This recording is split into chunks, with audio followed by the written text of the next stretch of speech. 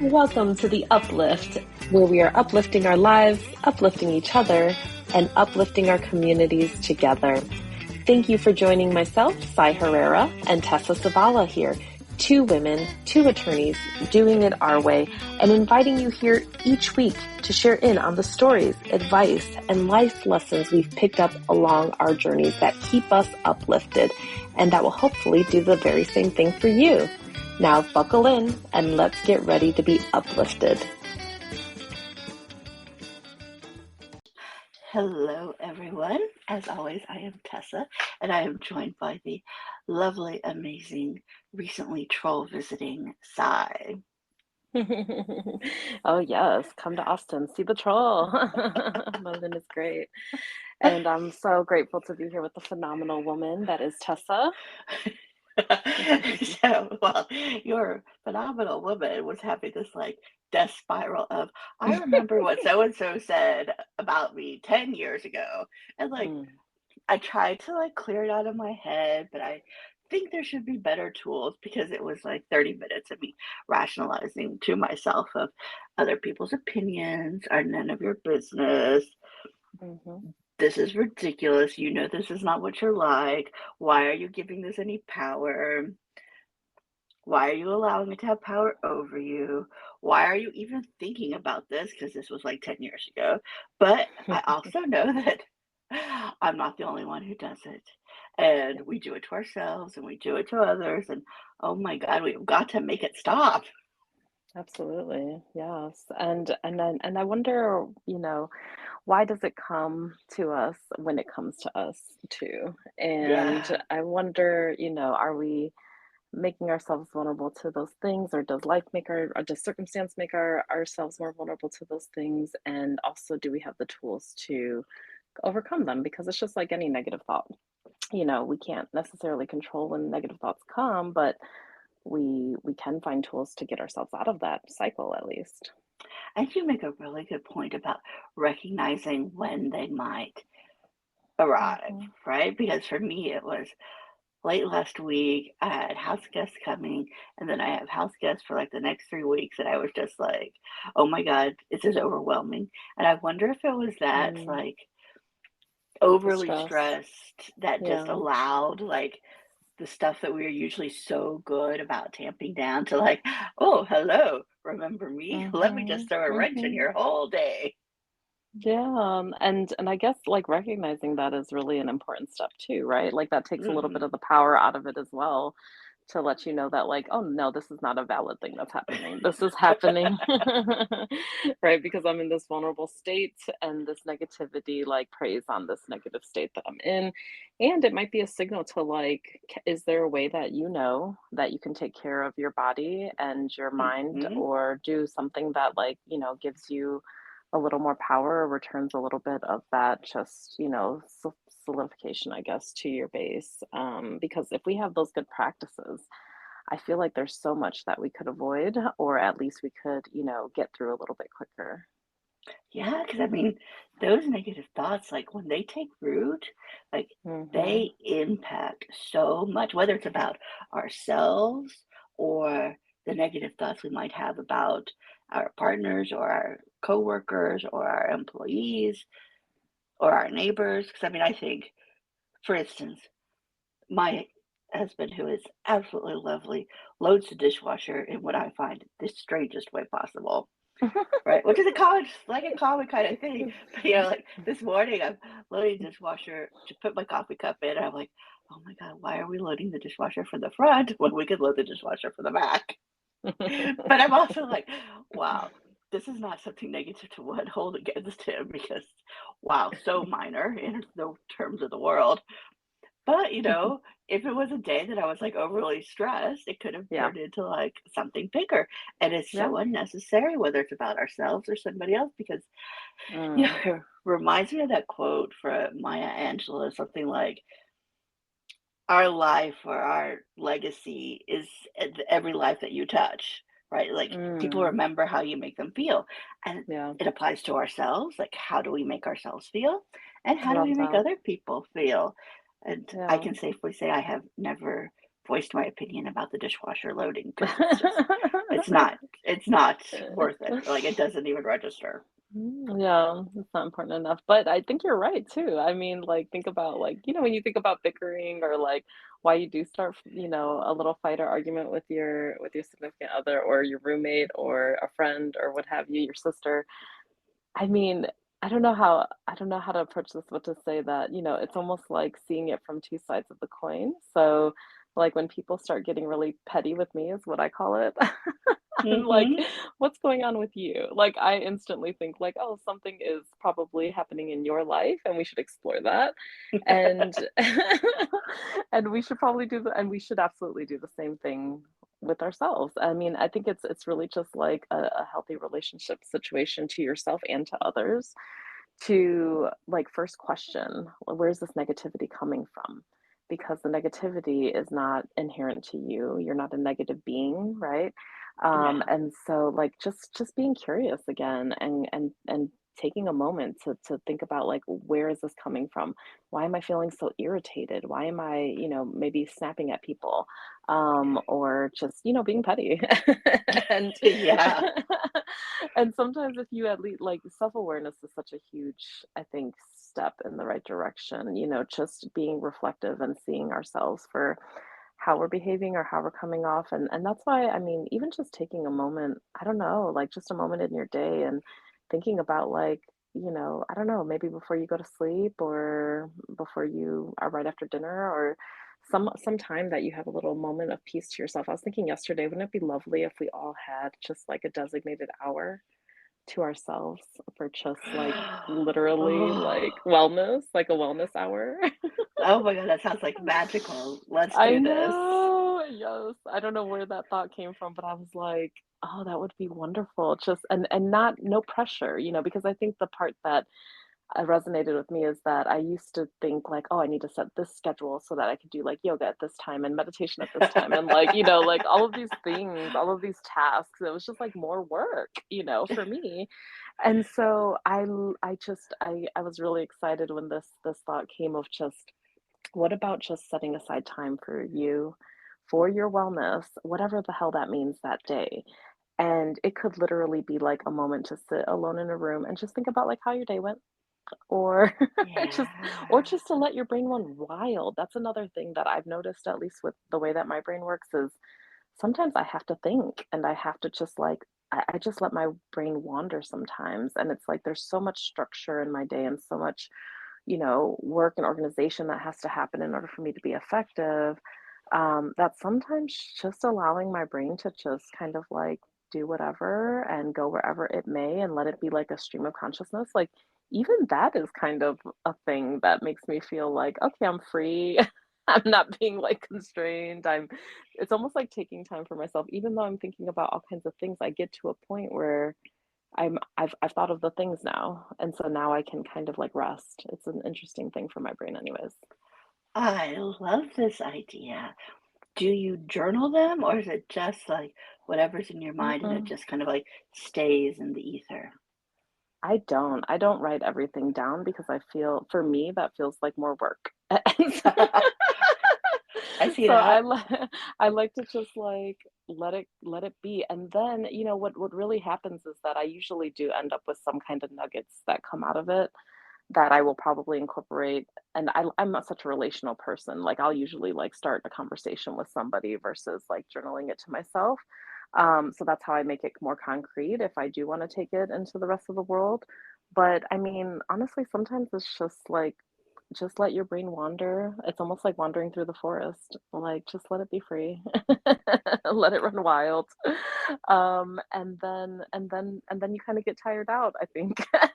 And then you're ready to rest. For me, that's just, like, how sometimes my brain just needs that, and I know that other people are like me as well, but other people are not, and so I just offer that, but also offering the idea of having just, like, a time and space to do whatever makes you feel good and like, feeds into your wellness in whatever way that could be, and that there's no pressure that it could, like, change day to day, week to week, year to year. I think that might be a nicer way, a more, I mean, useful way, honestly, to use our time and space and energy because then we're not micromanaging ourselves anymore. We're just allowing for like a little bit of more freedom in the day, really. I love the idea of building freedom around it because one of the ways that I manage my negative thoughts is I have returned to becoming an avid reader. And when I Hmm. use iBooks, it allows me to set like, oh, what's your goal of books to read for the year? Well, I set a goal of 30. It is March 20th. I'm at 22. So clearly I didn't break this, but when I was setting the goal, I was like, Clearing that goal. I was also like, well, I could set it at 100, but then it was, what if I don't make it? I know me. I'm going to Mm, beat myself up if I don't make it to 100. Who knows what mm. the rest of the year has? But building in that flexibility of when and how and what it looks like, so important because our days Oh, change and yes. And having priorities change. grace. Yes. Yes. And Giving yourself a little grace is, like, huge. Like, I've just been, like, giving myself, like, "Oh, well, I don't have to do it this month. I'll just set it for next month." Like, just yeah. simple things like that. And aren't they usually like things that we made up as deadlines, like our goals Yes. or what have you? Yes. Yes. Goals are just, like, another word for a self-imposed deadline, really. Yes. Like, like, you've just created this thing that doesn't necessarily have to happen at that time, which I find really interesting, and it's really fascinating when you apply it to, like, your, self-care, for lack of a better term, or for your wellness, right? Because are we gonna take, like, the same approaches that we take for other things that we're trying to accomplish in life? I feel like that's normal and natural thing to do, to gravitate towards, but does it work, I guess? It probably works differently for every person, I suppose. And I think you could point out a great idea, great thought about grace. And I feel as if I am much better at giving grace to other people than I am Mhm. to myself. Like I thought about when For I was in sure. that negative death spiral. My beagle started like digging trash out of the trash can in my home office. And was I mad at her for indulging in her natural instinct to like scent stuff out and like, ooh, a Kleenex, gold mine, right? Dig. To the beagle. Yes. But I wasn't mad at her for that. I didn't scold her. I was just like, okay, that's what you're into right now. Cool. But if I was the idea that I couldn't reach a 100 book deadline or goal in a year, Mm, I knew we were in January and I was already beating myself up for not reaching a mm. 100 book goal. Like that level of grace that I can give to my dog, so much higher than I can give to myself. Isn't that fascinating? So And I mean, fascinating. I think you taught me this probably of like, is that how you would talk to your best friend? Like Hmm. just a simple like thing of like, is this right? Like, is this the amount of grace that you deserve? And if you think that everyone else deserves so much, like why are you denying yourself? And really, you should be treating yourself better than anybody in the world. See, this is an excellent tip. Like when I was in that death spiral, I just should have said, would Cy say this about me? No. Okay. There you go. Done. Exactly. Exactly. Done. Put it away. Goodbye. Yeah. And I mean, you could even think about, I mean, that one person who's obviously very, well, I was going to insult them, but I won't. They are very uninformed, okay? That and wrong. Like if you really thought about all the people in your life that you're surrounding yourself with, like not just me, but like how many other people would clearly disagree with that? Like that would just be absurd if that person said that in a room of people that really knew you and really cared Hmm. about you. I don't even know what this person said, but I know it was wrong. And so I mean, I think that that's what's really interesting about what you're saying because I can think of examples when you spoke up about that. It made me think about times where like I had recurring thoughts. I can't remember what they call it. They call it like intrusive thought, I think. Like negative thoughts that you don't want to have in your head, but they come up at like uninvited guests, Hmm. and you want to get them out of your house as soon as possible, right? And so, how do you do it? And I think that there are a lot of different ways, and there are a lot of methods that we can try. But honestly, for me, like I had some of the same intrusive thoughts recurring for like a couple years, I want to say.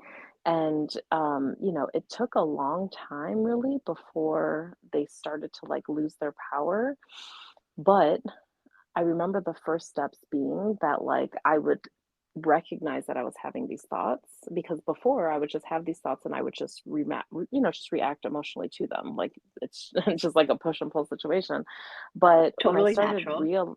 yeah, totally natural, normal. And so when I started just seeing them and being like, oh, like literally saying to myself, like, oh, that thought entered my head. That's interesting that it entered my head right now. And then I started thinking, I don't want to think this thought anymore. And that was kind of like the very first step for me to like getting to a place where it actually it happened less and less. And I don't know if that would work for anybody else, but for me it was like just being aware of it helped me to start like consciously rejecting it so that next time it came up, I was just like, no, and what am I going to do to get rid of this thought? I started thinking positive thoughts, thoughts of gratitude, just like listing off things that I was grateful for to fill my head with that thing instead of the other thing. And then it became like it could only have it had less and less and less space in my head. It's almost like, you had a couple people that you hate that came to your house and then you invited like a house load of people. You created like a house party of people that you love and it just kind of drowns them out in a way. So that's something that helped me a little bit over time. It took time, but it did help over time. I like that idea of like stepping back and observing the situation to Mhm. kind of de-escalate and depersonalize it Mm. so that you Yes. can, right? Because I think, as you point out, you get so emotionally trapped when it's such a personal situation to you and Right. a personal affront to you. But stepping back and seeing it happen could be so helpful, I think, to people because it could help eliminate that really sensitive, personal, the doom and gloom that could be looming. And just Yeah. because And once it sets in, it's hard to get rid of. it is, and I think the reason why is because, like, the examples that we're using at least, and the ones that are really coming to the fore, they have to do with our self-worth, Hmm. right? And Hmm. that's a very, very powerful core to our being. And so if something is touching on that nerve and making you question whether or not you are good, whether or not you are good enough, whether or not you're enough, um, that's super powerful, right, to just our psyche in general, and so I think that that's probably, one of the reasons why it has such a grip, and a grasp, but it also gives us a clue on how we can combat it, right? So if we're talking about our self-worth, first of all, like thinking about what in our environment, what in our like physical being is maybe making us vulnerable to even questioning our self-worth is like the first thing. But also I mean, sometimes, people have really great affirmations that work for them. I like to use like really like empowering songs to make me feel more powerful. There are a lot of like ways that we can just infuse ourselves with, I mean, basically like self-affirmation, self-esteem, remind ourselves of how incredible we are. I don't know about you, but I like to try to like at least save some of the things that, like, I've done well in life. Hmm. Because it's so easy to forget, Oh, honestly, like, yeah. you just keep moving, just keep going, and you don't even remember, like, all of the things that you've done. When people send me, like, sweet messages and thank me for, things that I've done with them, for them, alongside them, I'll just take a little screenshot and put it in a little folder that, I usually call it like rockstar files, but you I could love call it this. anything that you want. So if you need a little pick me up, I mean, I think it's okay to recognize that like it's very natural, very normal, very typical, very common. And it's really just part of the human experience for people to feel these times of lows or these times of self questioning. Questioning our self-worth. And it's okay for us to have a toolkit and be prepared to like combat them with all of the tools that we can kind of compile and get ready for them with. It seems like it goes back to how we want to make sure we surround ourselves with people who build us up and Hmm. as opposed to tear us down. but that also includes how we think about ourselves and having kind of like this actual fortress, like your rock star files, or, Mhm. you know, I don't know, pictures of puppies or whatever it might be that like, Yeah, that can help too. right? Like really gets you out of Give a that fog. cuddle. Mhm. Yeah, absolutely. I mean, just having a pet and seeing how much they love you and how much, you mean to them, I mean, that's a thing all in itself. I mean, that's what I mean, there's so many different ways to get your little kind of, like, dose of whatever it is, I guess, affirmation and reassurance about why you matter and why you're worthy and why you are valuable, and we all are. It's just we have Mhm. to be reminded sometimes, and sometimes we have to remind ourselves because Oh, absolutely. other people don't know what's going on in our heads, and I think that's one of the hardest things because, it's interesting. I thought I seen a study that talked about how, like, women are lucky in the sense that, like, we tend to have, circles of people, mostly women, who can affirm us or are very open, at least emotionally, to affirm one another, right? To be like, "You're amazing," all of that good stuff, right? And men don't necessarily have, on the whole, in general, the same kind of experience with their friend groups. If they have friend groups, they're less likely to have them apparently at older ages. And so I always wonder about like how do we know when people are silently going through it, Yeah. and I wish that there was a way for us to kind of like I don't know, invite in people without it being hard and without it being embarrassing and without it being, like, desperate, like, like, it just feels like there's so many reasons why someone wouldn't reach out to a friend, when somebody wouldn't, ask for help, when somebody wouldn't ask for affirmation. I mean, it's hard to, right? And it's kind of like a big ego situation, frankly, and you're already feeling low, so it's not like you have the strength to do that too. So I wish that there was a way for us to also like take care of each other, in addition to how we're finding tools to take care of ourselves in those moments too. I have found that it helps me and hopefully helps the people that I'm around at the time to speak up when somebody offers a negative thought or comment about Mm, anyone, to like, just kindly interject, hey, we don't know what they're going through, or mm, hey, perspective, yeah. yeah, let's not judge them because, well, let's just not judge other people, right? It's none of Yeah. our business what they're doing. We don't need to impose our moral viewprint of the world upon them because their life is for their moral viewprint, whatever that may be. Yeah. I notice this, a lot with, say, hmm, my adorable and mostly optimist, who is really good about Mhm. optimism, but really, as she ages, kind of judgmental. Okay, judgmental, just flat out judgmental. I'm not going to soften it with kindness, and I don't know where it's coming from. I when I catch her on it, I'm Mhm. like, okay, you've been in the United States too long because this is not Swedish. What are you doing? But I've noticed sort of like if I gently kind of move her to, hey, we don't know what's going on with their life, or if it's somebody I know, like, hey, they're suffering from, say, some sort of mental or medical condition. We don't need to judge the fact that, their hair has started falling out because, hey, they might have alopecia. That is not a judgment. That is just something that is happening to them. And we should be compassionate Mhm. about it because it cannot be easy for them. Yeah, absolutely. And perspective does make a huge difference. Perspective sharing, like just introducing the idea that like things could be something else that you don't even imagine. Yeah. Oftentimes people are just operating from their perspective, and thinking about, well, I wouldn't do that way, right? And Right. I wouldn't have made that choice, or or like that was wrong for them to do this or that, right?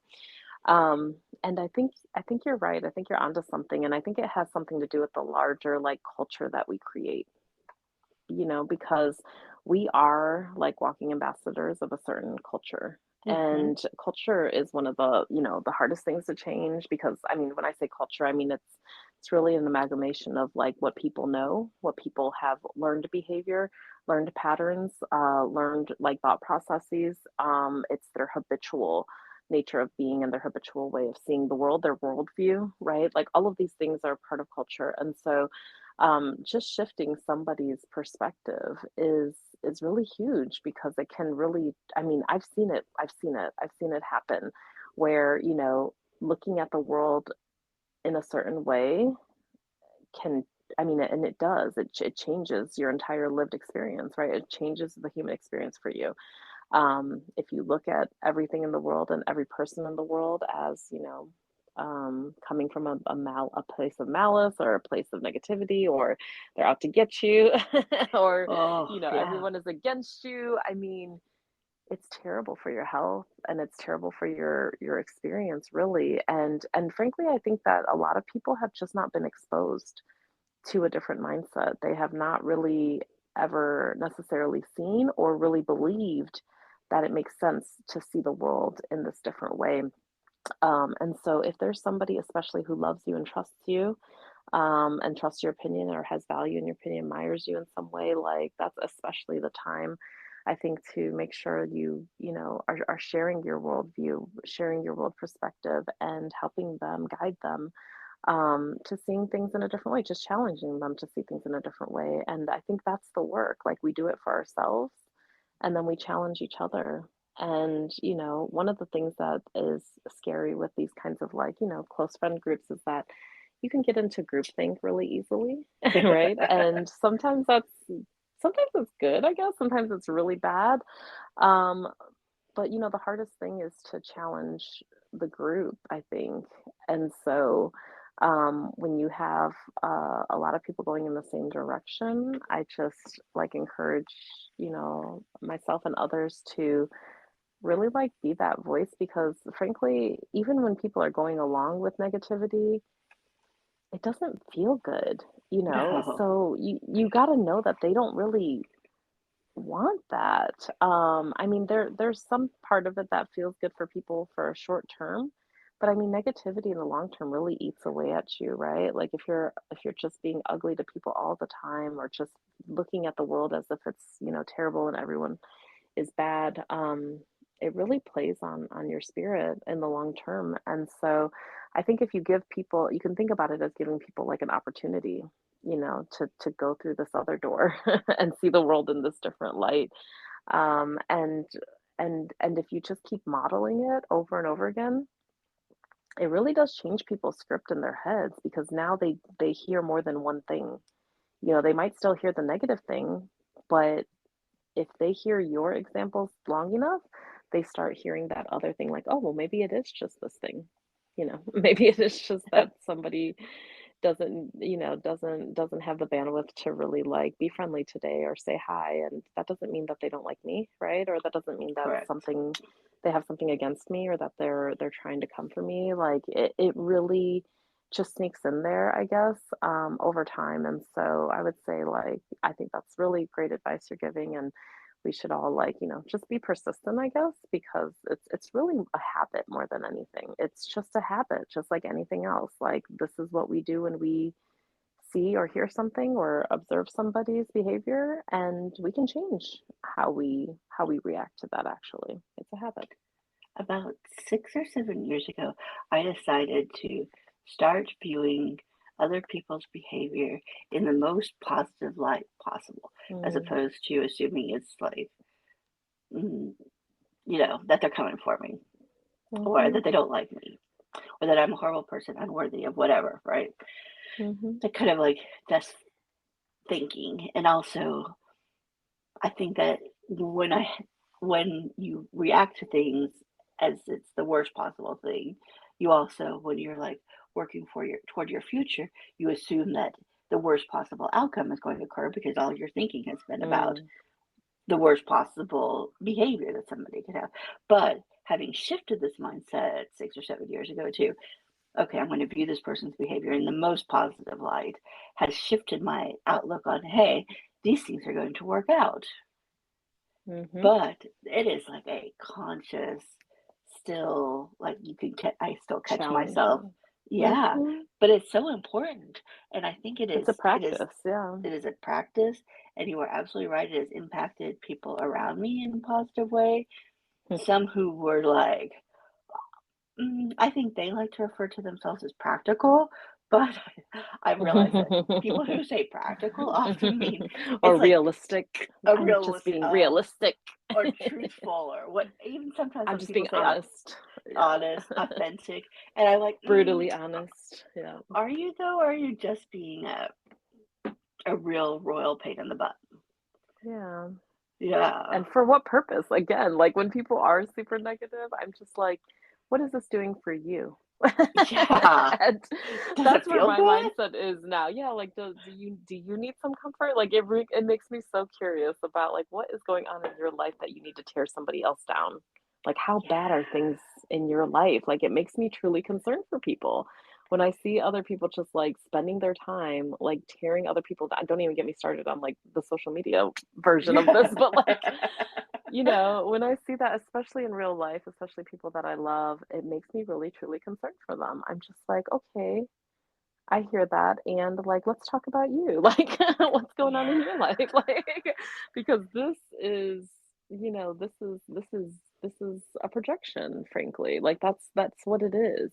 Like, sure, you can be genuinely concerned for someone. Sure, you can think that they're making a real mistake in their life. But honestly, I mean, not even honestly, but like truly, do we get that emotionally invested in somebody else's life choices if it has nothing to do with us? I don't know.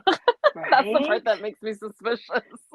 We have this conversation starter game called hygge, the Danish word for like coziness, and Mhm, it's been great for like, meals and having people ask the questions and see what the conversation is and you've been learning things. But this weekend when we had some family visiting, one of the questions was, is it okay to lie to somebody to be kinder mm, to them? And I mm. immediately said, yes, absolutely.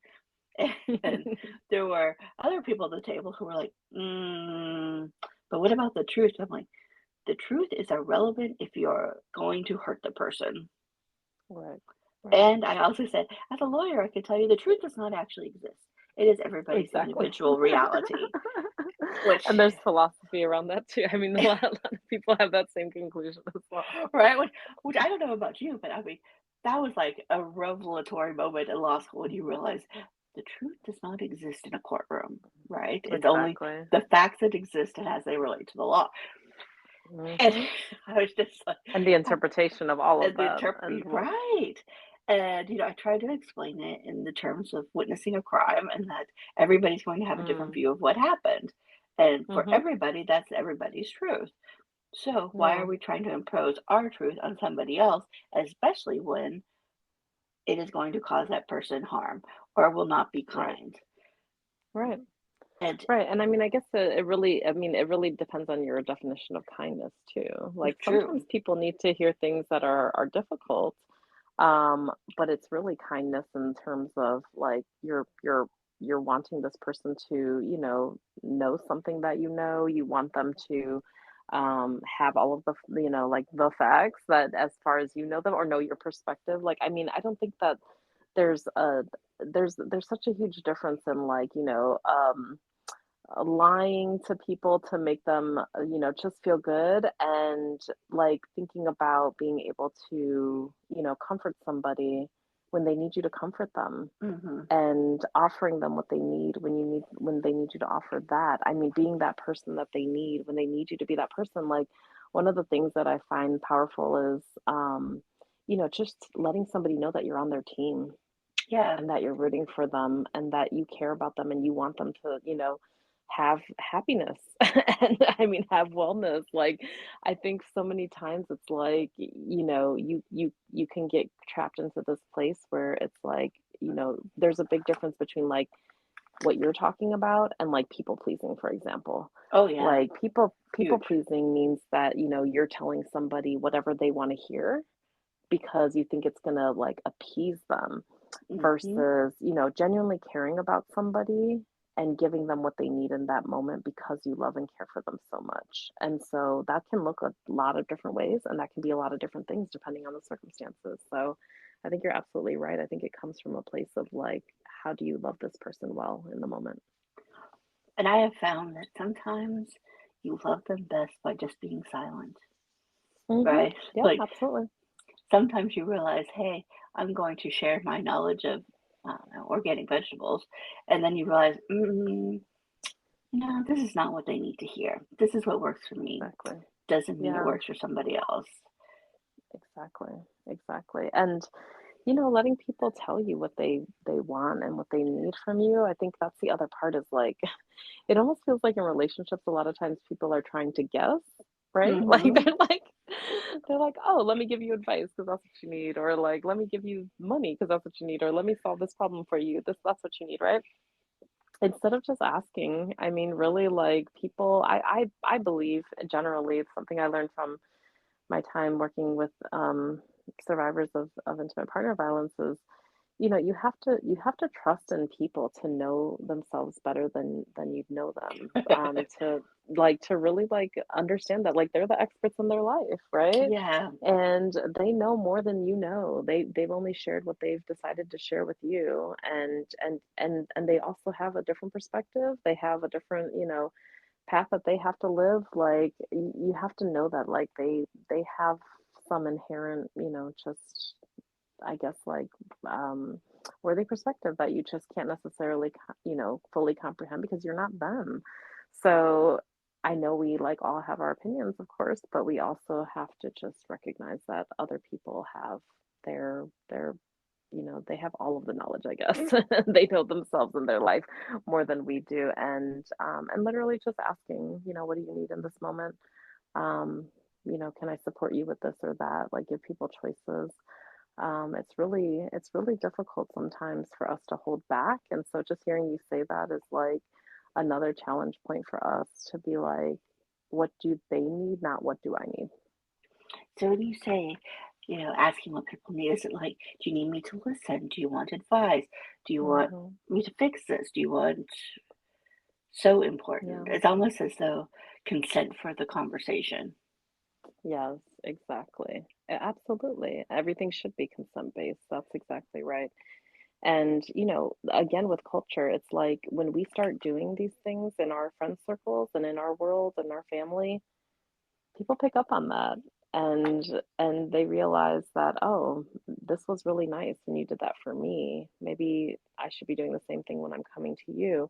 And I think this can really contribute long term, to changing the way that we interact with one another, so that maybe you wouldn't have someone saying this negative thing to you, and hopefully eventually, of course, it's always going to be a thing that we probably can't avoid overall. But I mean, like we always say, if you're surrounding yourself with the people who matter, the people whose opinions you actually, you care about them, they care about you, um, and then you have this culture, you invite this culture and model this culture of consent and of caring and of loving and of like taking, shared perspectives.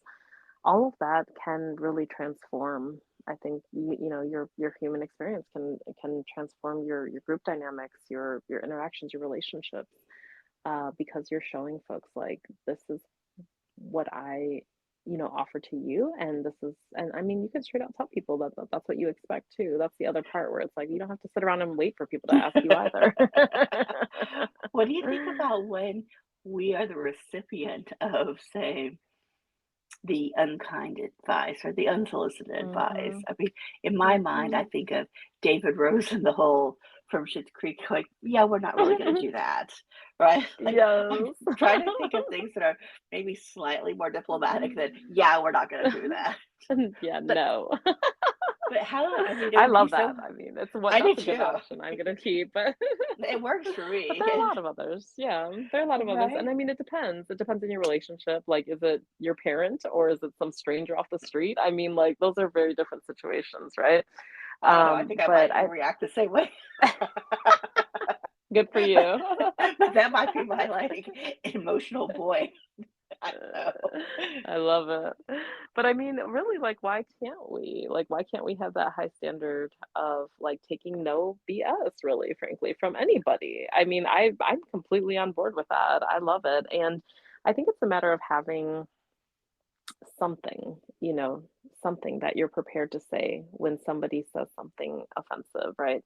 Because, or just having, again, a habit and a practice of how you react in those moments, because, without going into it prepared, you're going to just react in the way that, you've been conditioned to react, right? And like for me, Yeah, I've been conditioned to be defensive, and to argue against right. people's points, like with the rational, logical things, or to be silent, frankly. Like that's another reaction that I find myself where I'm like, okay, like I don't even know how to respond to that in the moment. It's like a lot.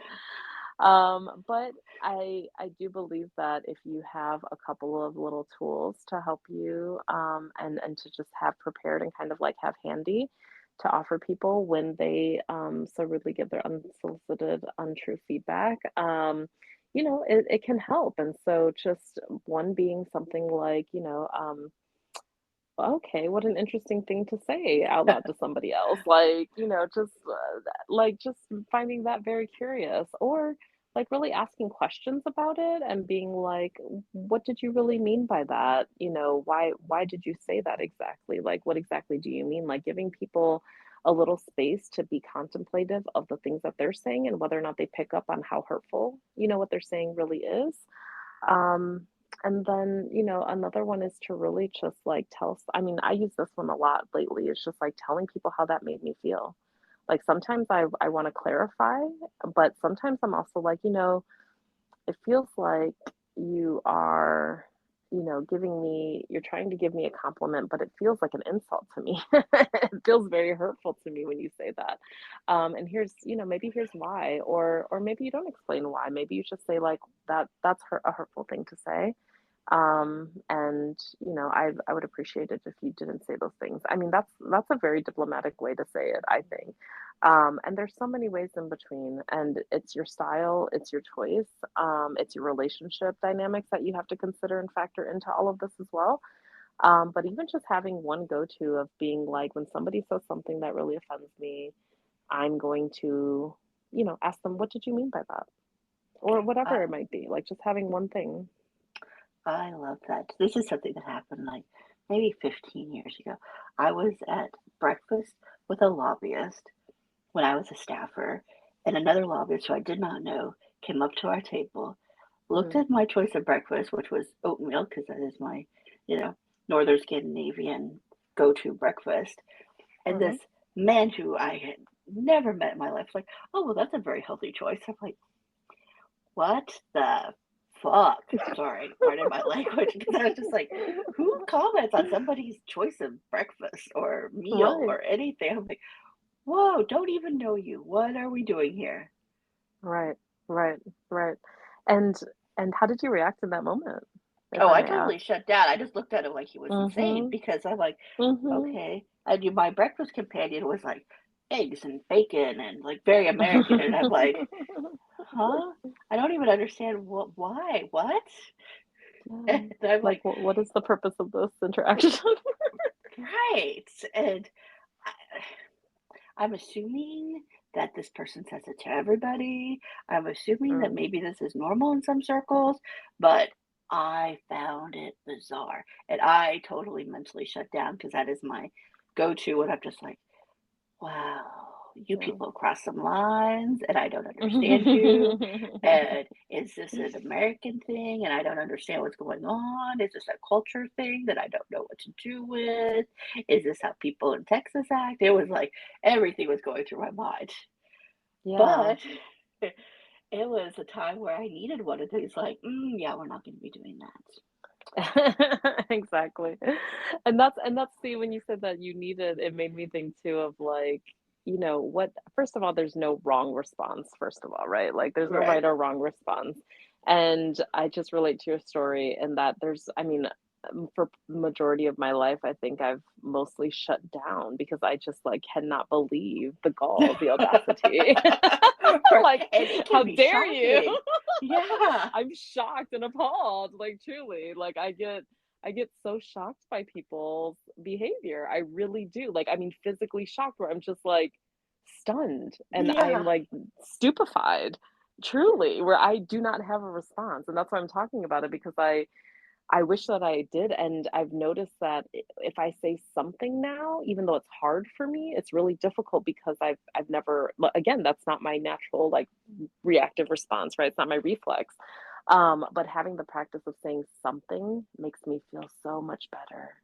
And I don't know if it's gonna be the same for everybody, like, do whatever makes you feel good, but if you experiment with this and and it feels good, then I think we, like, continue to hold these tools close by, and we continue to refine them, and we find our voice, and we find the thing that feels right to us and feels true to ourselves, and use those tools just really more like, it will become more reflexive over time. And then we'll feel better about the situation because we didn't ask for the situation. Why should we feel bad about it?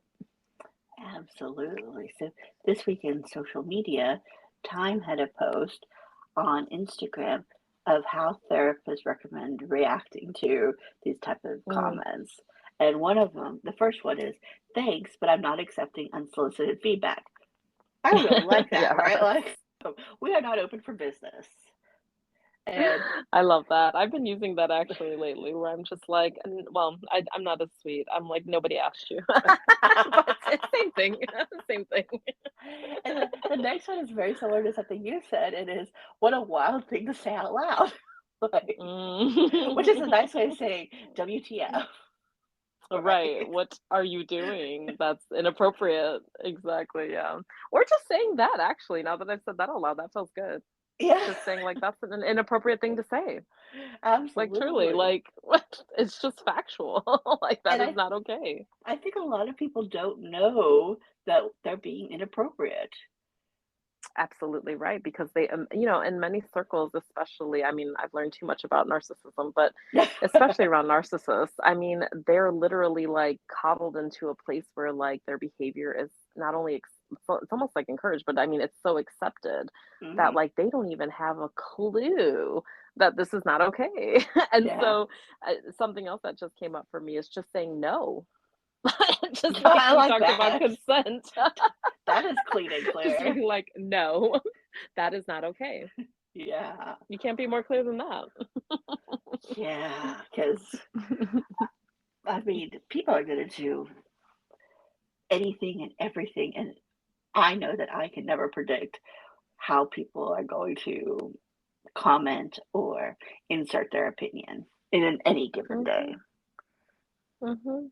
Or we could try not to make room for it. I love that idea too, just cut people out of the Yeah. situation. Oh, 100,000% yes.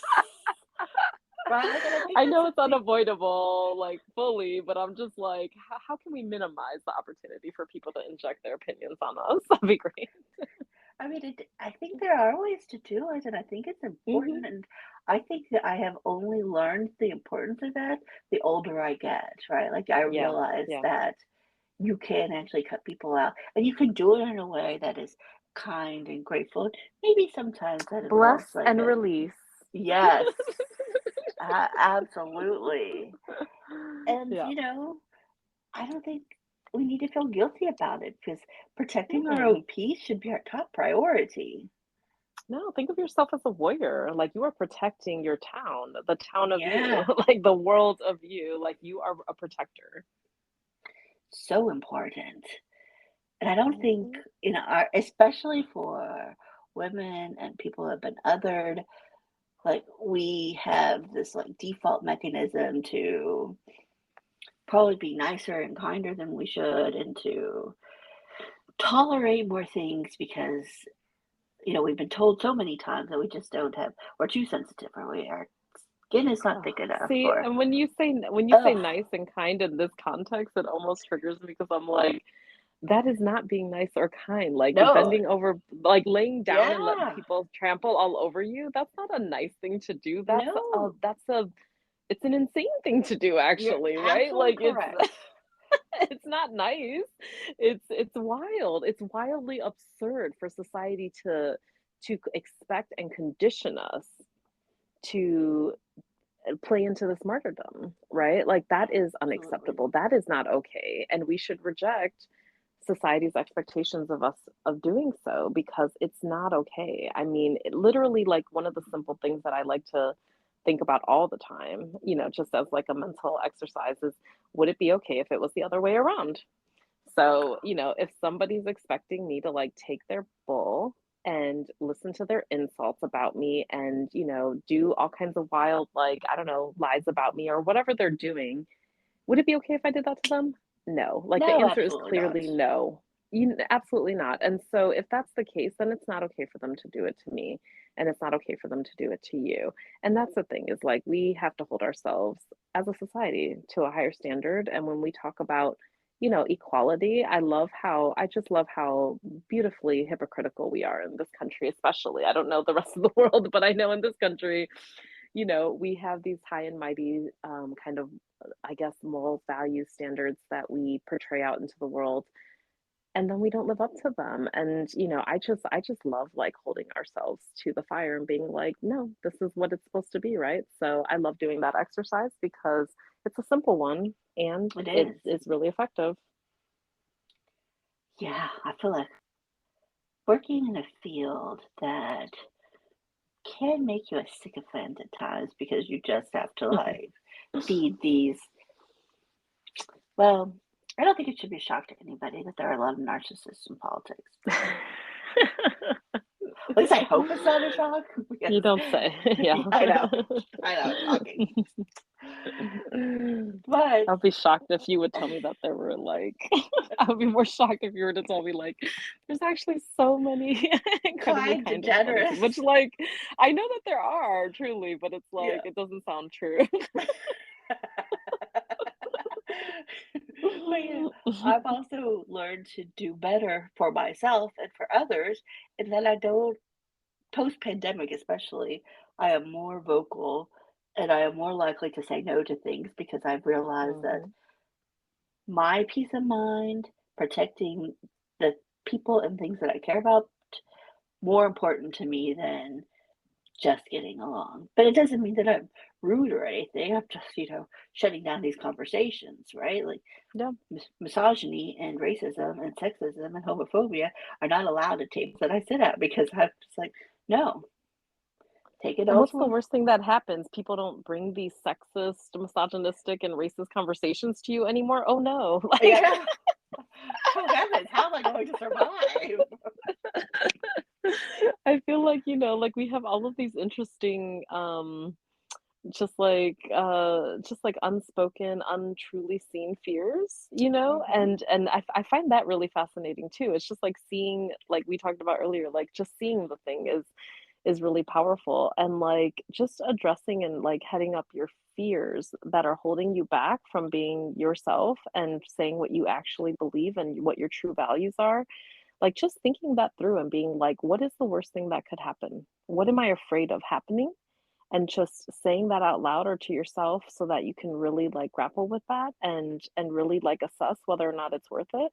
Hmm. Even that is a really interesting exercise because once you recognize like, oh, I'm afraid that these people won't want to hang out with me anymore, like that's what I'm afraid of.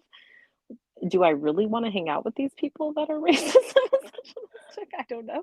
Or, Yeah, you have to work with these people. Like, am I going to lose my whole career? Or is this person just not going to, like, invite me to lunch? Like, it's truly like just go through it and think about like what you're actually risking because I feel like there's so many like kind of invisible forces that that push us around in terms of like our social behavior because social forces are very, very strong. Peer pressure is a thing. It's a bitch, yes, it is. basically. And it's still a thing, even when you're 30 and 40 and 50. Like, it's still a thing. It's not like It they talk is. about it when you're a teenager, but guess what? It doesn't go away. Okay. It So, does not. like, And I that's assume it's the all that same it at like is. 70 and 80 and 90, right? Yes, Like, yeah. 100%. You're in society. You are in a group culture. Like any group dynamic is a group dynamic, despite the age. And I mean, I love the idea that like you get older and then you just stop giving a fuck. Like that's my dream, to like truly not care at all. Oh That's yeah. what my aspiration. But I'm sure that those things still play throughout your entire life. And I just want to say that, like, even though those forces are strong and you can feel them, just like, again, like being actually thoughtful and reflective of what's really going on versus just like these, forces that you're feeling, these pushes and pulls that you're feeling, and that you react to impulsively and almost instinctually, because that's what they're supposed to do. That's how they're Hmm. supposed to work. Like stopping and looking at them square in the eye and like seeing what is actually happening and whether or not somebody's actually trying to manipulate you, pressure you into doing something you don't want, pressure you into a non-consensual like conversation or what have you. Once you really like start to like give yourself a moment to pause and figure out what's actually going on, just that exercise is very powerful, because then you're making decisions based on your value system, not on somebody else's who's trying to basically force you into something without you even realizing it. That is so important, that we don't lose sight of ourselves and protecting ourselves, because it is so easy to get lost in it, in society, in our careers, in our relationships, right? Like, Mhm. and I don't think most of us intend to lose ourselves. Sometimes it's just the path of least resistance that we choose, because it's, a day that you've been overwhelmed and then you get this negative comment. You're just like, sure, whatever, because you just don't have Yeah. the like energy to deal with it. But even in those moments, like, I think it's good to have a caged response. And right now I'm Mhm. leaning towards that. Thanks, but I'm not accepting unsolicited feedback. Or what was it? I think a few weeks ago we talked about what. Thank you for this offer. However, my plate is currently full.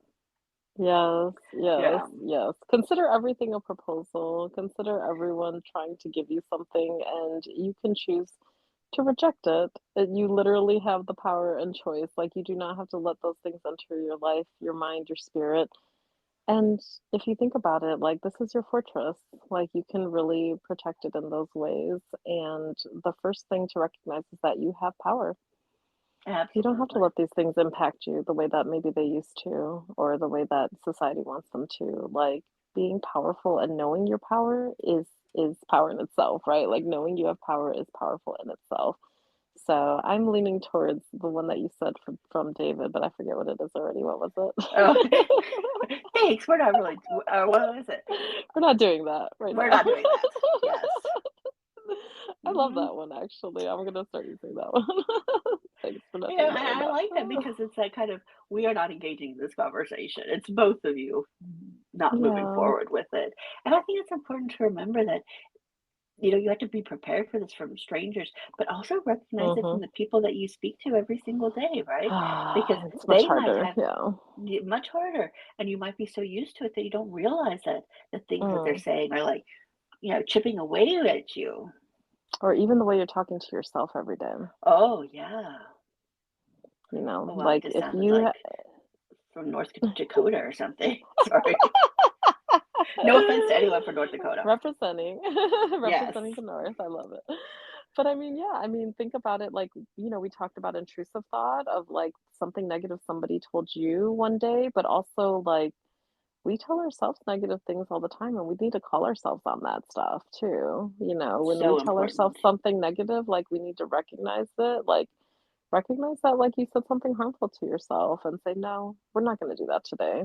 And then say 3 good things about yourself. I actually do this in real life. Whenever somebody I love says something negative about themselves, I'm like, "Give me 3 positive things right now." Like, about yourself. It's like, I "Give love me 5 that. push-ups right now." Like, it's that kind of energy. I love that, because I don't think enough people say nice things about themselves. Exactly. And it's, again, it's just a habit and a practice, and we have been conditioned to be like, is it self-demoralizing or whatever the word is, where we are taught to really like put ourselves down. And I don't know if it's like for the all great, seeking of appearing humble or some bull, but I mean, it's not worth it. Like, don't do it. Don't fall for that trick. Because Yeah. when you are making yourself small, It's so that other people can take up the space. It's so that they can take the power, so they can take the money, frankly, so they can take the room, so they can take all of it. I mean, like people are wanting you to make yourself small so that you do the work for them, right? So they can take more. So I mean, I just see it for what it is now. I used to fall into that thinking like this is what we're supposed to do. This makes me a nice person. This makes me a good person, Mm-hmm. right? And now I realize, like, wait a minute, I am really valuable. I have a lot of self-worth. I have something valuable to offer. Why would I deny people that? Why would I deny people this wonderful thought that I'm having? Right? Like, what if you Yeah, think about it that way, it's not nice to keep things to your it's not nice to keep all of your glory and your greatness to yourself. That's not nice. Share it. Share the totally. love, share your brilliance, share your greatness. And that's a good thing for you to do. And it makes you a better person for doing it. So don't make yourself small. Let yourself be as big and great as you are. You And already I are think that person. connecting to your idea about an hour of me time to just work to have like mental health care, to improve ourselves, maybe a good thing to start with, at least what I'm going to do today, is Mm, either write down or say three nice things about myself. there you go. So easy. Just anything or something you're grateful for, or literally just having a moment of like literal silence if your day is chaotic and loud and all over the place. Maybe it's that. Or Yeah, maybe it's like putting on music as loud as hell and dancing in the room. Like it could literally be whatever makes you feel good. Maybe it's like the self-love hour, the wellness hour, the hour of pleasure. It could be anything, whatever floats your boat. yes. So let's all today sometime spend as much time as we can afford to do Hmm. nice things for ourselves I and love take it. care of ourselves. I'm gonna That's my pick the challenge to time. everybody. I'm doing it. I'm picking the time right now. And I will say that, as always, this is an act of rebellion because there's going to be so many negative forces out there. All we can do is make our Yes. positive forces stronger. Yes.